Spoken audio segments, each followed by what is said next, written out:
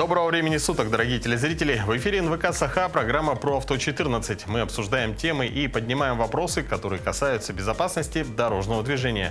В студии работает Руслан Ачиров. В течение следующих 25 минут вас ждет много интересной и полезной информации. Итак, смотрите в сегодняшнем выпуске. Статистика происшествий, что случилось на дорогах республики за последнюю неделю. Все поменялось. Главные изменения ПДД и новые штрафы 2025 года, которые бьют по карману. Кто отвечает за безопасность пассажиров в автобусе? Уведомление о планируемой поездке детей. Что это за документ и кто должен его оформлять? Повторение – мать учения. Правила дорожного движения в нашей студии проверит сотрудник Национальной библиотеки Галина Кутугутова. А в начале выпуска предлагаем вашему вниманию обзор происшествий на дорогах нашего региона. На автомобильных дорогах республики с 8 по 14 сентября зарегистрировано 14 дорожно-транспортных происшествий, где травмировано 13 человек, в том числе 4 несовершеннолетних. Так, 8 сентября в селе Лекечен Вилюйского района 11-летний мальчик на самоходной машине врезался в столб линии электропередач. В результате ДТП несовершеннолетний водитель и трое несовершеннолетних пассажиров 10, 7 и 4 лет получили телесные повреждения в виде ушибов и ссадин.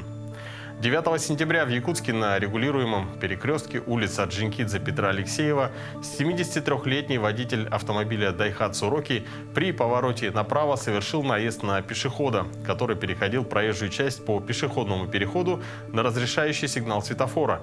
В результате наезда пешеходу диагностировали перелом ноги. 11 сентября на проспекте Михаила Николаева водитель автомобиля Chevrolet Trailblazer, не выдержав безопасную дистанцию, совершил столкновение с автомобилем Toyota Prius Alpha. Прибывшими на место ДТП сотрудниками госавтоинспекции было установлено, что водитель, совершивший автоаварию, находится в состоянии алкогольного опьянения. 11 сентября в селе Амга водитель, управляя автомобилем Toyota Allion, совершил наезд на пешехода. В результате ДТП мужчина-пешеход скончался от полученных травм в Амгинской ЦРБ.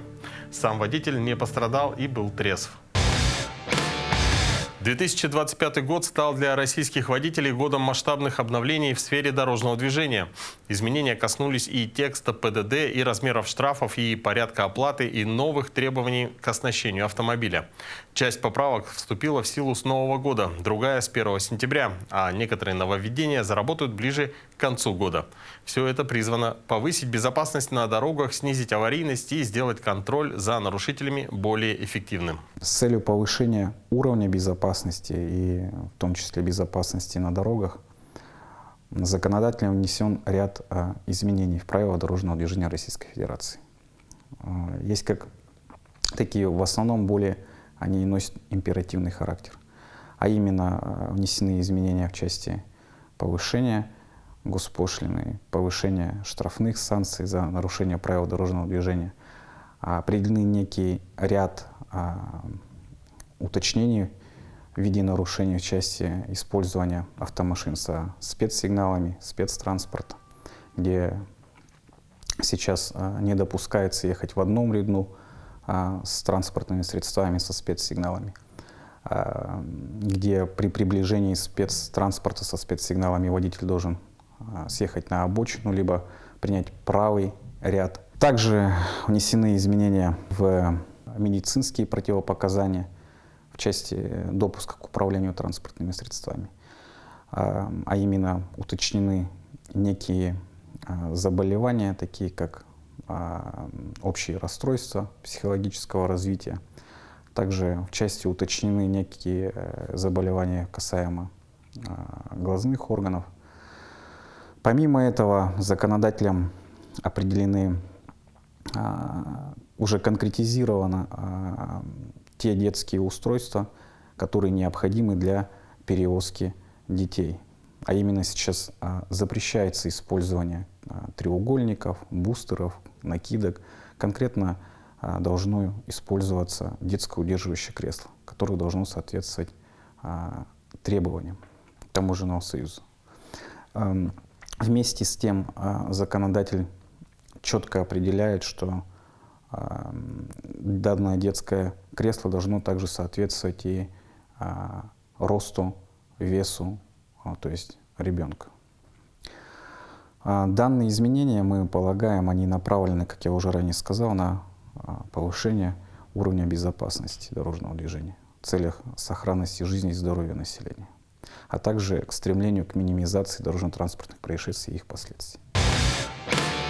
В преддверии нового учебного года в Якутии усилили меры безопасности на дорогах. А тревожная статистика гласит, с начала 2025 года в регионе зарегистрировано 499 дорожно-транспортных происшествий, что на 0,6% больше, чем за аналогичный период прошлого года, в результате которых погибли 52 человека.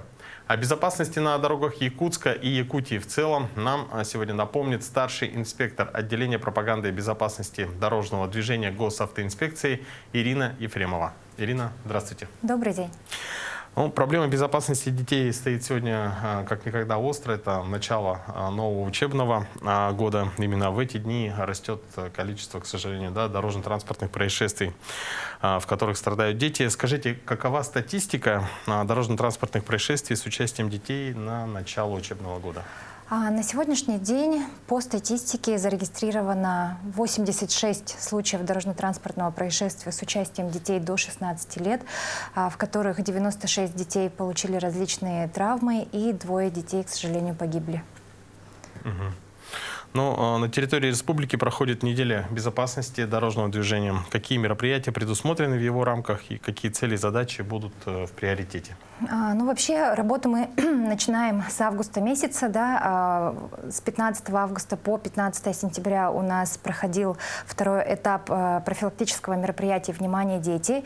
И в рамках этого мероприятия у нас были организованы разные акции, такие как «Безопасность на СИМ» на средствах индивидуальной мобильности, также акция «Засветись», где мы вместе с волонтерами Государственного комитета юстиции раздавали на местах массового скопления детей и родителей в парке культуры и отдыха и на площади Дружбы тематические буклеты и световозвращающие элементы, а именно значки и брелки. Все это делается для того, чтобы осенью, как раз когда световой день сокращается, дети могли использовать такие световозвращающие элементы, чтобы они стали более заметны на дорогах и их замечали водители.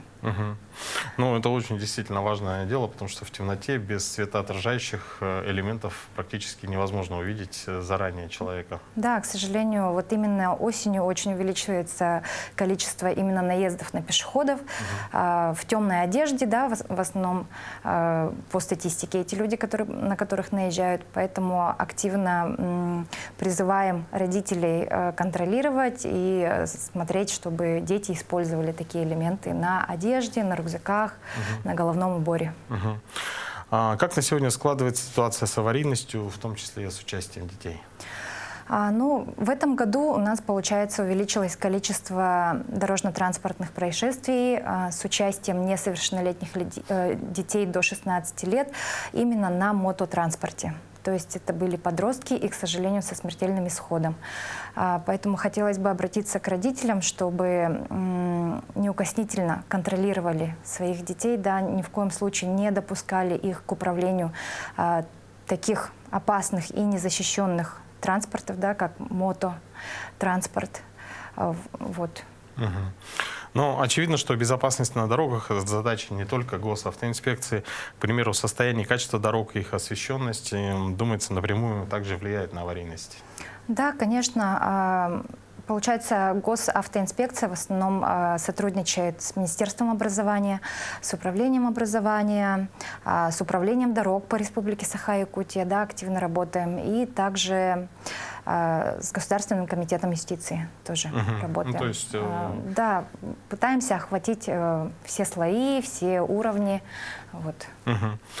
Известно, что на улицах города существуют так называемые скрытые ловушки, которые могут подстерегать ребенка на дороге. Что это за ловушки и можете ли вы их перечислить? К этим ловушкам мы относим зоны слепые, то есть когда ребенок вышел из своего подъезда, из своего двора, и там находится, например, арка, либо очень густой какой-то на рост, не знаю, деревьев. Вот это все относится к слепым зонам.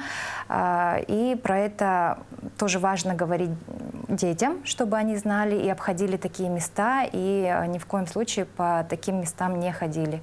Также интенсивное движение автомашин тоже относится к опасным таким зонам. Многие школьники добираются до школы на самокатах и велосипедах. Насколько это безопасно? И можно, скорее всего, сейчас напомнить, да, родителям о том, какие правила следует соблюдать.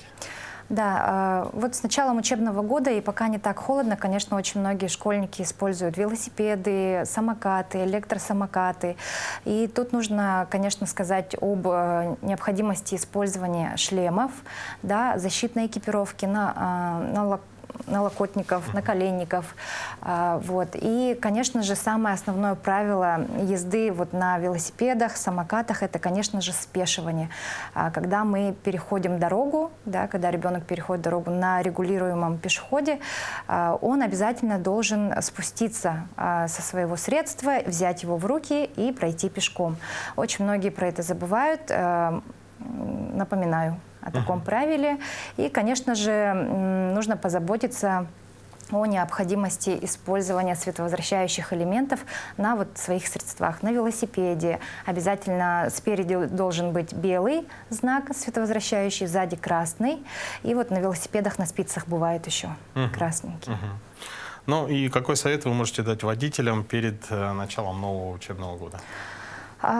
Уважаемые водители, неукоснительно, пожалуйста, соблюдайте правила дорожного движения, соблюдайте скоростной режим. Сейчас действительно с началом учебного года в местах общеобразовательных, да, очень много детей. Они могут выбежать даже не в тех местах, где положено переходить дорогу, поэтому всегда и везде лучше соблюдать дистанцию, скорость и, конечно же, соблюдать все правила дорожного движения. Спасибо. Я напоминаю, что у нас в гостях был старший инспектор управления госавтоинспекции Ирина Ефремова. А мы двигаемся далее. Согласно статистике, за 6 месяцев текущего года количество ДТП по вине водителей автобусов повысилось на 8%, а также повысилось и количество пострадавших в таких происшествиях с 16 до 21. Напомним, что осуществление предпринимательской деятельности в сфере транспорта без лицензии влечет наложение штрафа на граждан и должностных лиц в размере 50 тысяч рублей, на индивидуальных предпринимателей 100 тысяч, на юридических 400 тысяч рублей. Далее тему пассажирских перевозок продолжит наш следующий сюжет. Автобус, как любое транспортное средство, допущенное к участию в дорожном движении, должен соответствовать техническому регламенту безопасности колесных транспортных средств и периодически должен проходить техосмотр. Перед выездом на линию водители автобусов и такси должны получить путевой лист, пройти предрейсовый технический осмотр транспортного средства, а также предрейсовый и послерейсовый медицинский осмотр по окончанию смены. Автобусы, осуществляющие международные перевозки пассажиров, должны быть оборудованы тахографами. Водитель автобуса должен иметь соответствующую категорию водительских прав. Если в автобусе более 8 мест, то это категория D или DE. Право управлять автомобилями, предназначенными для перевозки пассажиров более 8 сидячих мест, допускается лицам, достигшим 20-летнего возраста. Коммерческими перевозками пассажиров могут заниматься только те лица, которые получили соответствующую лицензию в Ространснадзоре. А автобусы, осуществляющие междугородние перевозки, должны быть оборудованы ремнями безопасности. За управление транспортным средством водитель, не пристегнутым ремнем безопасности, влечет наложение штрафа в размере 1500 рублей, на пассажира 500 рублей. А в городских и пригородных автобусах допускается перевозка пассажиров стоя. Зачастую водители микроавтобусов и автобусов категории М2, например, Toyota Hiace и Газель, устанавливают в салоне дополнительные сиденья, а некоторые возят с собой табуретки, что запрещается правилами дорожного движения. За данное нарушение предусмотрен штраф 500 рублей и прекращение регистрации транспортного средства. Коммерческими перевозками пассажиров автобусами могут заниматься лица, получившие соответствующую лицензию. Лицензию на перевозки пассажиров выдает Ространснадзор. Перед началом работы водителю такси нужно получить разрешение на перевозку пассажиров и багажа. Заявление подают по месту жительства. Индивидуальные предприниматели, которые лично управляют такси или самозанятые, могут получить разрешение, если заключат договор со службой такси. Школьные экскурсии, посещение культурных мероприятий, организованные поездки в места отдыха или детские лагеря – все это важно и необходимо для развития и досуга ребенка. Но далеко не все знают, как правильно организовать перевозку детей на автобусе. А между тем в ПДД есть отдельная глава, посвященная этой теме. Давайте вспомним вместе самые важные пункты и требования. Организованная перевозка группы детей – это перевозка группы детей численностью 8 и более человек, которые едут без родителей или иных законных представителей. Основные требования по порядку подачи уведомления может быть подано в электронном виде с помощью сервиса. Должно быть подано срок не позднее 2 дней до начала перевозки. Может быть подаваться в отношении нескольких планируемых организованных перевозок группы детей по одному и тому же маршруту с указанием дат и времени. При подаче заявки заполняются поля о заявителе – ФИО, должность, контактные данные, информация о перевозке, регион, количество детей, цель перевозки, а также заполняются сведения о водителе и о транспортном средстве. К перевозкам детей допускаются водители, чей стаж работы категории D составляет не менее 2 лет. Кроме того, он не должен в течение года привлекаться к административной ответственности в виде лишения права управления транспортным средством или административного ареста за правонарушение в области дорожного движения.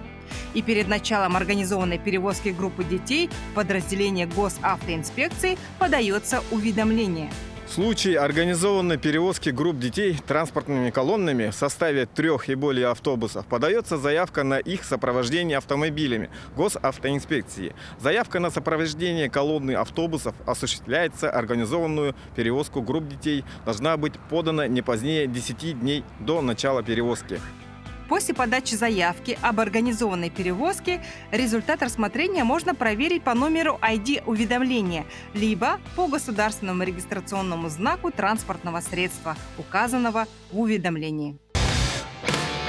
С удовольствием хочу приступить к нашей постоянной и любимой многими рубрике, в которой горожане проверяют свои знания о правилах дорожного движения. По традиции наш экспресс-тест состоит из 10 вопросов, а ответит на них сотрудник Национальной библиотеки Галина Кутугутова. Галина, здравствуйте. Здравствуйте. Но я знаю, что у вас стаж вождения более 13 лет, причем есть даже опыт перегона на такое достаточно продолжительное, длительное расстояние. Скажите, раз вы сотрудник Национальной библиотеки, значит, во время длительных поездок слушаете аудиокниги? Да, я обожаю слушать аудиокниги, особенно детективы, потому что держат в тонусе, но также предпочитаю слушать подкасты. И, пользуясь случаем, хочу сказать, что есть подкаст библиотеки «Творческие люди» об искусстве, о культуре, об истории. Очень интересно слушать в дороге, поэтому можно слушать. И я тоже с наслаждением слушаю эти подкасты. Отлично. Ну, сейчас мы начнем. У нас 10 вопросов. Все они перед вами будут на экране, и вам нужно будет дать 10 ответов. Ой. Так, первый вопрос. На каком расстоянии до неровного участка дороги устанавливается этот знак вне населенного пункта? Варианты ответов: 150-300 метров, 50-100 метров и третий вариант — непосредственно перед неровным участком дороги. Вот честно, я не помню, но основываясь на опыте, да, непосредственно перед неровным участком дороги. Я считаю. Вариант номер 3. Номер 3. Принято. Следующий вопрос. На каком расстоянии от транспортного средства должен быть выставлен знак аварийной остановки в данной ситуации? Первый вариант — не менее 10 метров, не менее 15 метров, не менее 20 метров. И четвертый вариант — не менее 30 метров. Предположу, что, наверное, это в городе, да, Это в населенном пункте. В населенном пункте, я думаю, что не менее 10 метров, но если это на трассе, то там уже другой ответ будет. Вариант номер 1. Да? Да. Принято. Следующий вопрос. Кто из водителей должен уступить дорогу трамваю? Варианты ответов: оба, только водитель грузового автомобиля, третье — только водитель легкового автомобиля и четвертое — никто из водителей. Только водитель, только так. Я считаю, что никто из водителей не должны его пропускать, потому что он выезжает из депо. Вариант номер 4. Номер 4. Принято. Следующий вопрос. В каком направлении вам разрешено движение? Варианты ответов: только налево и в обратном направлении, прямо налево и в обратном направлении. Третий вариант — в любом. Ой, только налево и в обратном направлении. Но я уверена, что неправильно, но первый вопрос. Уверена, что неправильно, но даешь ответ? Так, и в итоге какой вариант? Ну, первый пусть будет. Только налево и в обратном направлении. Хотя он стоит же ко мне боком. И мне кажется, я могу поехать в любом... Ну, не направо. Ну, я же с левой полосы, я направо не поеду. Я прямо налево и в обратном направлении. Давайте так. Вариант номер 2. Принято. Следующий вопрос. Вы намерены остановиться слева у тротуара. В каком случае вы обязаны включить указатели поворота? Варианты ответов: перед перестроением, второй — перед остановкой, и в обоих перечисленных случаях. Да, это одностороннее движение в обоих перечисленных случаях. То есть я сперва предупреждаю, что я перестраиваюсь, и потом, что я хочу там стать. В обоих. Вариант номер Да. 3. Принято. Следующий вопрос. Можно ли водителю легкового автомобиля начать обгон? Вариант ответов: можно. Второй вариант: можно, если грузовой автомобиль двигается со скоростью менее 30 км в час. И третий вариант: нельзя. Ну, очевидно, что нельзя, потому что передо мной транспортное средство показывает знак поворотки. То есть либо он говорит, что он хочет перестроиться, либо повернуть. Ну, нельзя. Вариант номер 3. Принято. Следующий вопрос. Кто нарушил правила остановки? Варианты ответов: оба водителя. Второй вариант: только водитель грузового автомобиля. Третий вариант: только водитель легкового автомобиля. И четвертый вариант: никто не нарушил. А там, по-моему, 5 метров. А вот я не помню. Я так не паркуюсь, не останавливаюсь. Поэтому давайте скажем, что оба водителя нарушили. Нарушили. Вариант номер 1. Да. Принято. Следующий вопрос. Обязаны ли вы уступить дорогу легковому автомобилю при повороте направо? Вариант ответов: обязаны. Второй вариант: обязаны, если легковой автомобиль поворачивает налево. И третий вариант: не обязаны. Ну, очевидно, что у него главная дорога у легкового автомобиля, и он показывает налево, то есть я обязана. Вариант номер 1. Да. Принято. Следующий вопрос. Обязаны ли вы уступить дорогу маршрутному транспортному средству, отъезжающему от тротуара, где нет обозначенного места остановки? Варианты ответов: обязаны. Второй вариант: не обязаны, если вы управляете легковым такси. И третий вариант: не обязаны. Там нет обозначения места остановки. Я должна его пропускать, если он выезжает с остановки. Ой. Пусть будет вариант 3, не обязан. Вариант номер 3. Да. Принято. И последний вопрос. В каких случаях следует увеличить боковой интервал? Варианты ответов: при встречном разъезде на большой скорости. Второй вариант: при разъезде с длинномерным транспортным средством. И третий вариант: в обоих перечисленных случаях. В обоих перечисленных случаях Вариант номер 3. Спасибо. Ну, Галина ответила на 10 вопросов, а сейчас результаты проверит преподаватель ПДД, эксперт Анастасия Бушуева. Добрый вечер, уважаемые телезрители. Итак, проверим знания из области правил дорожного движения Галину. Итак, первый вопрос. На каком расстоянии до неровного участка дороги устанавливается этот знак вне населенного пункта? У нас установлен знак 1.16 «Неровная дорога», и вне населенного пункта он предупреждает нас за 150-300 метров. А вот в населенном пункте 50-100. Вы здесь допустили ошибку. Окей, хорошо.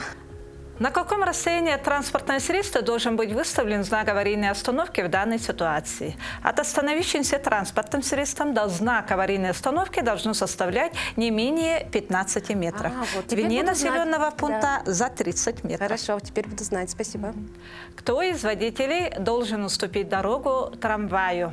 Итак, в равнозначных условиях всегда уступаем дорогу трамваю, Да. а здесь в нашем случае он выезжает из депо, то есть он только начинает движение, поэтому здесь никто из водителей не уступает дорогу трамваю. Я поняла. Здесь вы правильно ответили. Вот В это каком точно. направлении вам разрешено движение? Здесь вы сперва неправильный ответ сказали, но потом вы подумали и правильно всё-таки ответили.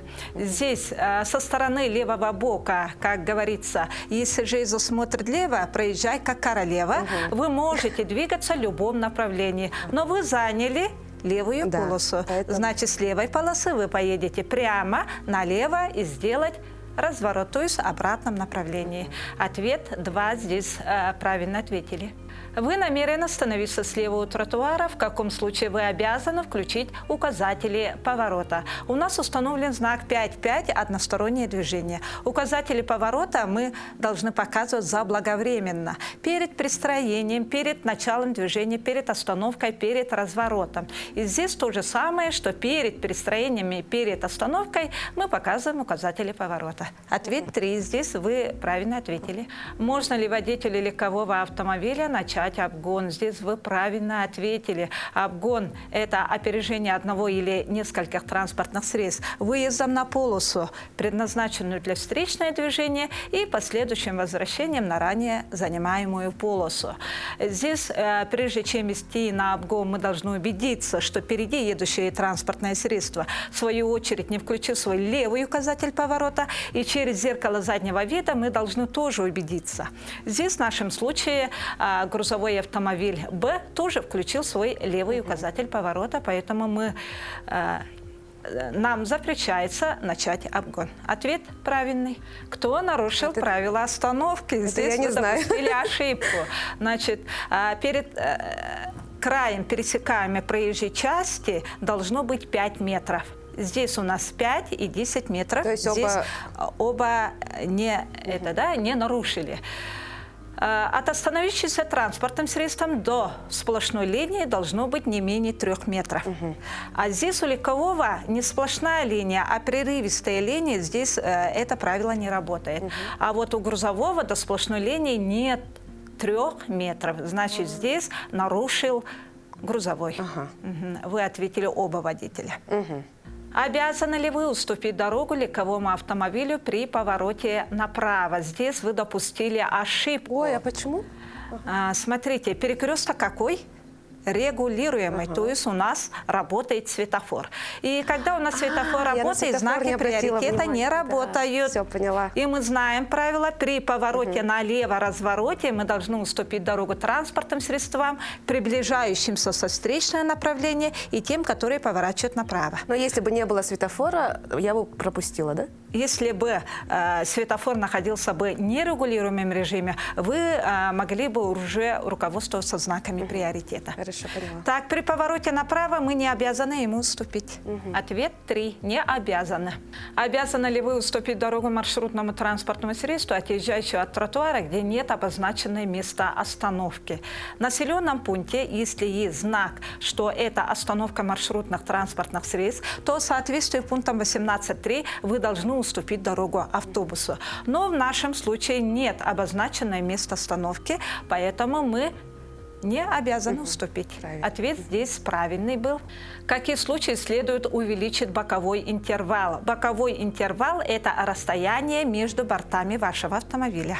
И поэтому мы должны его увеличить при встречном разъезде и длинномерным транспортным средством тоже. Ну, вопрос в обоих безопасности, случаях. в первую Да. очередь, да. Здесь вы правильно ответили. Итак, у нас Галина допустила 4 ошибки. Я думала, будет больше. Вы думали, что Да. больше будет, да? Мгм. Поэтому Ну, я довольна. Да. Уважаемые водители, правила дорожного движения – это закон дороги, и каждый водитель его должен строго соблюдать. В каждом перекрестке есть пешеходный переход. Будьте внимательны и осторожны. Вы должны уступить дорогу пешеходам и велосипедистам. Не превышайте скоростной режим. Удачи на дорогах. Всего вам доброго. Вот и подошла к концу наша передача. Дорогие телезрители, будьте бдительны, соблюдайте правила дорожного движения и берегите себя. До новых встреч в эфире.